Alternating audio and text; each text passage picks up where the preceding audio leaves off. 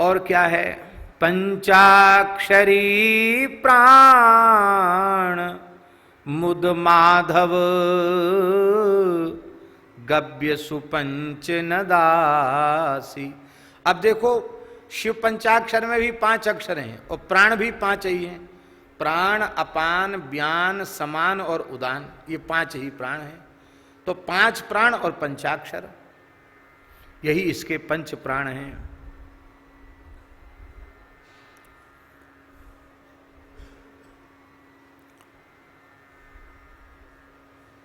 ये महाराज जी रुद्रयामल में लिखा हुआ है, पंचाक्षरी में प्राण वायु का निवास नकार में है और इसका स्थान हृदय है।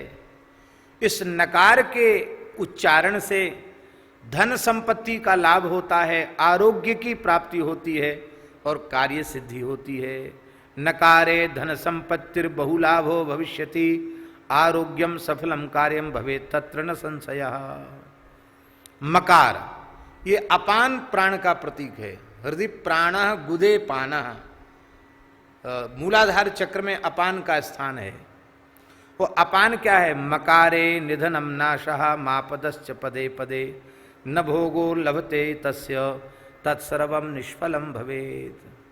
कहते आपदा अनिष्ट अमंगल का नाशक जो है वो मकार है, जो अपान वायु का स्वरूप है, अपान प्राण का स्वरूप है। और महाराज जी नमः शिवाय, शिकार क्या है? बोले समान रूपक, जो समान प्राण जो है उसका प्रतीक वो शी है। इसका निवास कहाँ है? समानो नाभिमंडले, नाभिमंडल में समान वायु का निवास है। ये क्या करता है? कहते शकारे कार्य सिद्धिश्च सफलंच दिने दिने, कार्य सिद्धि और प्रत्येक क्षण सफल हो जाता है। अर्थ लाभ भवे नित्यम, अर्थ लाभम भवे नित्यम, सर्वलाभम भविष्यति। अर्थ लाभ सर्व लाभ हो, जो चाहे सो प्राप्त हो जाता है। ये शिकार का महात्म्य है। उदान नाम की जो प्राण वायु है, उदान कंठ देशे स्यात्, कंठ की जो वायु है उसका नाम है उदान। इसलिए ऊर्ध्व श्वास चलता है तो कंठ घर्र घर्र करने लग जाता है। ये वकारे धननाशंच तत्सर्वम निष्फलम भवेत्, अकारे विजयम सौख्यम सर्वलाभम भविष्यति।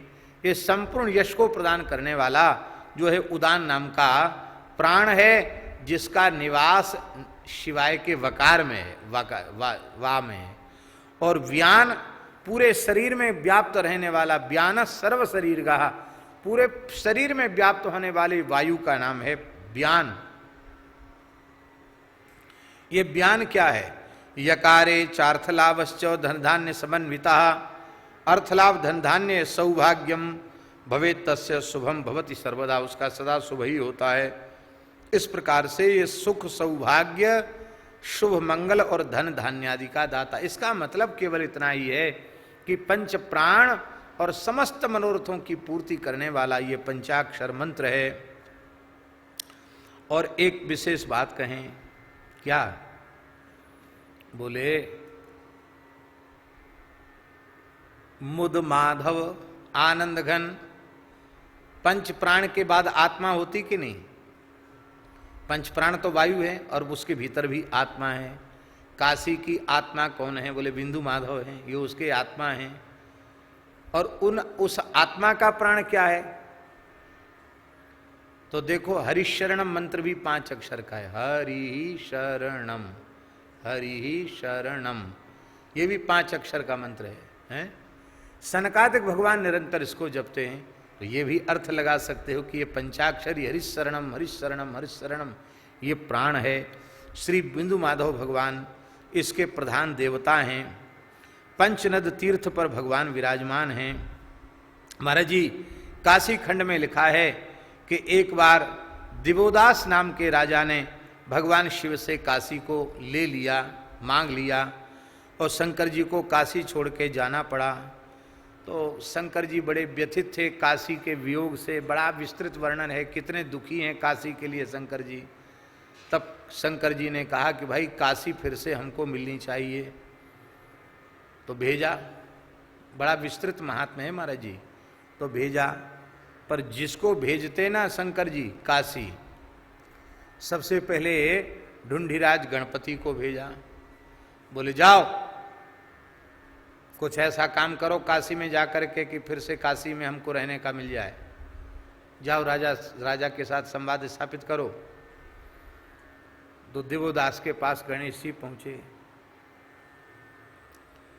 अब काशी में कई विनायक हैं, कई गणेश हैं काशी में, समस्त स्वरूपों में विनायक वहां पहुंचे।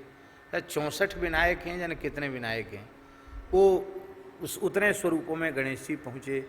और पहुंचे तो महाराज दिवोदास ने उनकी इतनी सेवा की कि वे उन्हीं को वरदान देने लगे, वहीं बस गए। फिर 64 योगिनियों को भेजा, वो भी वहीं बस गई। नवदुर्गा को भेजा, वो भी वहीं बस गई। भैरव जी को भेजा, वो भी वहीं बस गए। जिसको भेजते हैं बस वही जाकर वहीं बस जाता है, सब उन्हीं का हो जाता है। इतने विलक्षण राजा थे दिवोदास जी महाराज।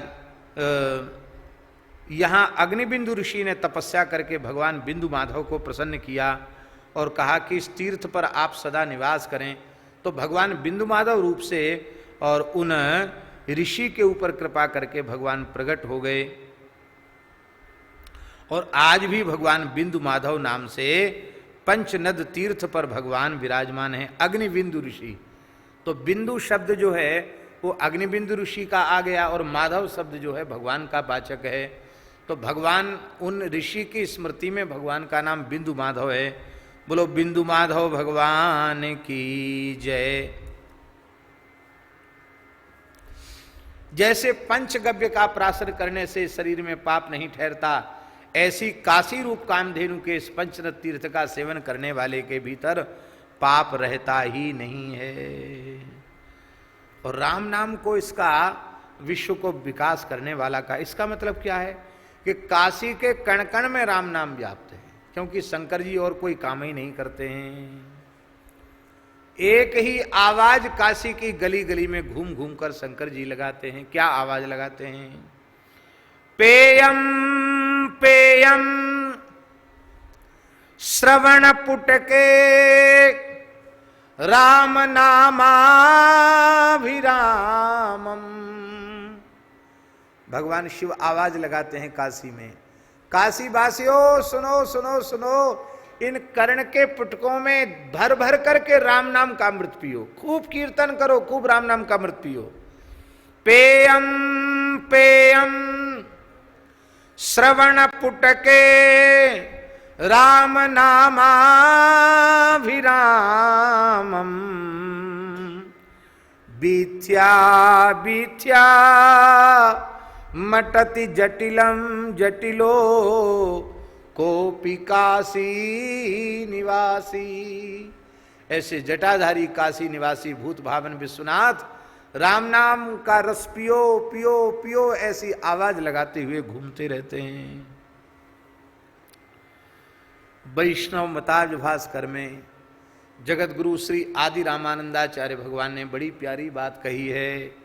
रकारार्थो रामः सकल परमैश्वर्य जलधिर, मकारार्थो जीवः सकल विधि कैंकर्य निपुणः, तयोर्मध्याकारो युगल संबंधयोरनयोर अनन्यारहं ब्रूते त्रिनिगम स्वरूपो यमतुलः। बोलो भक्तवत्सल भगवान की जय।